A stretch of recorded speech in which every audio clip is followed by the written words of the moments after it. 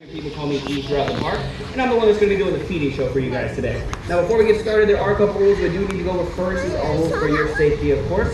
Rule number one is that we cannot have anybody sitting or standing on these wooden fences right here. And rule number two is we cannot have anybody sitting or standing on shoulders. I know that is a hassle, but we don't want anybody to get bumped or slip, child fall in between, or God forbid on the other side of that fence in front of you. And I want you all to leave here with the same amount of people that you came with, okay? So if you guys want, you can hold them chest height, but like I said, I can't have them on the fences or on shoulders. And if I see it throughout the show, unfortunately, I will have to pause.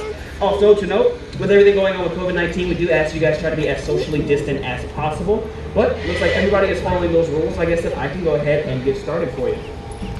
Now, who I have below me here is the American alligator, which is North America's largest reptile, okay? These guys are essentially living dinosaurs in the sense that way back when, they used to be around 45.5 feet long, and they used to weigh upwards of about 18 tons or so. Lucky for us, one of the few things to change about them are going to be their size. On average, your alligators go at around 8 to 10 feet long if they are female, and around 11 to 15 feet long if they are male. That's You're probably asking yourself, E, what in the world are you feeding these guys? Well, I'm feeding them some lovely raw chicken that has been thawing out overnight. Trust me, it does not smell as good as it looks, but to these guys, it is a delicacy. They typically go after anything that's going to fit in their mouth, so that could be a fish, mammal, bird, or a reptile. They have one of the strongest top 10 bite force in the animal kingdom, so they can actually crush open turtle shells and eat turtles as well. The other thing that you're probably going to see me throw are little brown pellets that we call croc chow around here. You can think of these little pellets as kibbles and bits before our crocodilian friends. They typically do not like to go after it first, so we have to soak it in the chicken to make it look as if it's going to be a part of the same thing. Now, there are three things I want you guys to be able to pay attention to today during the show. That's going to be these guys' jaw, their tail, and also their legs. Now, within the jaw of an American alligator or crocodile, you're going to have anywhere from about 70 to 80 teeth that they do like to recycle throughout their whole lifetime. These guys are kind of like sharks in the way that on average they're going to go through around 3,000 teeth or so. Sometimes you're able to tell the age and condition of an alligator or crocodile based on the condition of their mouth, all right? So when I say that, we do have a mullet crocodile who's found in Croc Cove. His name is Grandpa. And when you guys see Grandpa, you might notice that instead of having that 70 to 80 teeth limit that he is supposed to have, Grandpa only has about 7 to 10 teeth left, all right? But because he only has that 7 to 10, that does not mean that his jaw pressure is any less strong. On average, your alligators clock in at over 2,000 pounds per square inch force versus crocodiles that can clock in at over 3,700 pounds per square inch, okay? To put that in perspective, humans like you and I only have about 150 to 200 pounds per square inch force in our jaws, meaning that these animals have over 20 times the amount of force in their jaws than we do, which is strong enough to crush the strongest bone in your body, aka your femur, and it's also strong enough to crush concrete as well. Now, another thing about their snouts is that these guys have very, very sensitive snouts. They have little black dots known as ISOs or sensory receptors that allow them to feel even the slightest ripple and vibration in the water, okay? So essentially what that means is I toss food in the air, the moment it hits the water, that is an alligator's cue to investigate to see if whatever made that ripple is something edible, but to an alligator, almost any and everything is going to be edible, okay?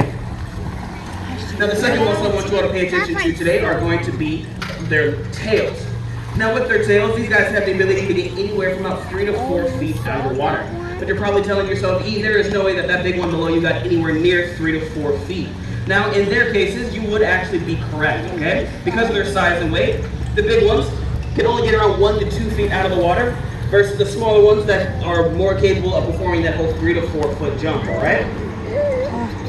Now, very rare, yet common birth defect among American alligators and crocodiles is going to be being born tailless, all right? You will almost never see a tailless alligator out in the wild because without a tail, they'll be unable to swim and they'll be unable to get away from certain predators and very deep pools of water. When I say that, we do have a tailless alligator who was lucky enough to be born here in the park. Her name is Bob, short for Bobette. And when you guys see Bob, you might notice that she's a little bit wider around the hips than a lot of the alligators you're gonna see here today, okay? The reason behind that is because all the weight that wants to go to Bob's tail has nowhere else to go but her sides, okay? So we can't overfeed Bob because if we do, she'll get too big to move for her own good. She'll also get too big to move into her pool of water when things get a little too hot or too cold outside. Now, the last muscle I want you guys to pay attention to are going to be their legs. Now, a lot of people don't realize this about alligators and crocodiles, but these animals actually do have the potential to climb, okay? Their feet are perfectly designed to fit in between chain link fences of around 3 to 4 feet. And if anybody here is from Florida, Georgia, or South Carolina, where a lot of the bigger alligators have been known to live, these guys have made what I like to dub as house calls, okay? So So essentially what that means is there have been times when people have come home and they have randomly found an alligator trying to climb up their front door. Now, if you guys thought that was scary, if anybody here has a handle doorknob instead of a round one and it is unlocked, in theory, if an alligator wanted to, it would be able to open your front door, right? So we're going to go ahead and make sure that your doors are locked tight because nobody wants to house guests of that magnitude in their kitchen at 3 a.m., all right? Now, a very common question we get here throughout the park are what makes alligators and crocodiles different from one another? Now, although they are a cousin species, there's just a couple key differences between the two. Your alligators, much like the ones beneath me, are going to have shorter, broader snouts, and they're going to have an overlapping jaw. So their top jaw will almost completely cover that of the bottom, so you almost never see the bottom set of their teeth. Crocodiles, on the other hand, have a more longer snout, and you're able to see both top and bottom sets of teeth at the exact same time. They kind of look like interlocking fingers in a way. Your alligators also prefer freshwater systems, so that's why you see them in backyard lakes, ponds, and streams, even the occasional swimming pool, versus crocodiles that prefer more of the saltwater variety habitats. Now, I'm not saying that alligators can't go in the saltwater because they can, just for a very short period of time. If these guys are in saltwater for too long, it will start to cause rashes on their skin, so the only time you see them in or around saltwater is when they are in desperate need of food or desperate need of their own territory. Now, the last thing that makes alligators and crocodiles different are going to be their aggression towards humans. I'm pretty sure a lot of you guys have heard the term or used the term "see you later, alligator."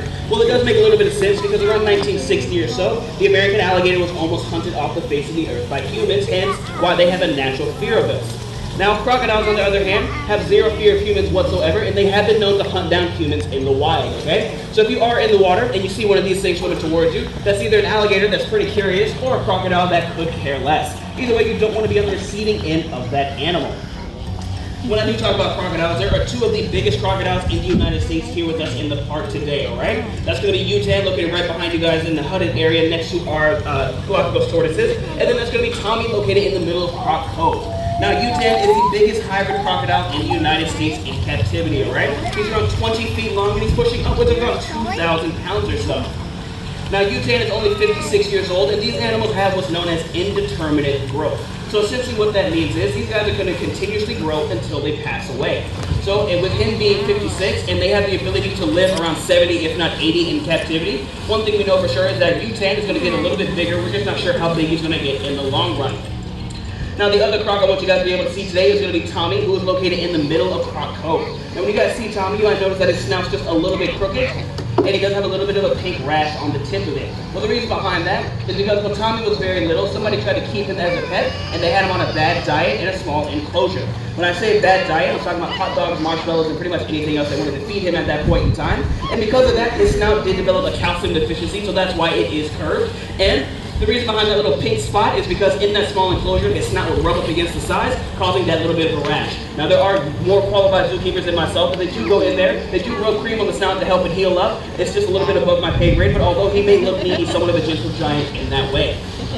Now, guys, I'm coming down to my last 3 pieces of food here. I'm not sure if you guys have been able to hear it, but there's been a very distinctive pop sound going on. Now, what happens when these guys close their mouths fast is all the air escapes their mouth at once, creating such a noise. What I'm going to try to do, I'm going to try to keep my mouth shut to see if I can get at least one of them to do this noise for you. If not, I swear to you it does happen, and I am not crazy.